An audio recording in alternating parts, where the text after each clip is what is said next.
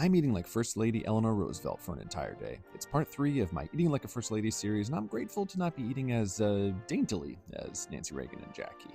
Eleanor started her day with a few pieces of whole wheat toast and a classic Roosevelt coffee, which is about 50% milk. Okay, Eleanor wasn't overly concerned about what was on her plate so much as what was on Americans' plates. Unlike her husband, she didn't care much about food and ate meals that projected certain values: thrift, perseverance, and easy home cookery. That was definitely reflected in lunch: almond soup.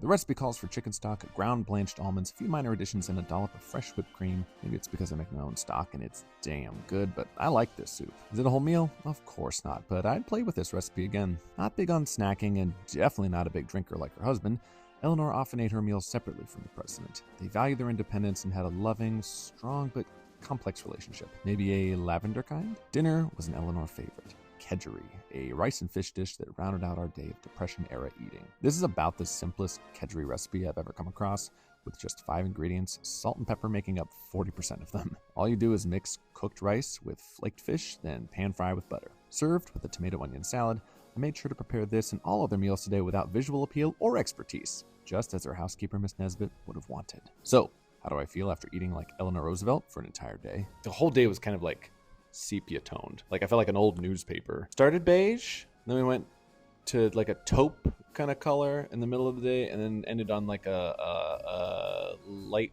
toasted white. Yeah, we got tomatoes, we got, strawberries, whatever. Which is funny because the foods were actually pretty good. Like, I like that almond soup. One addition, and like it could have been great. Like with FDR's day of eating, toss it in the trash, light it on fire. This day, small improvements.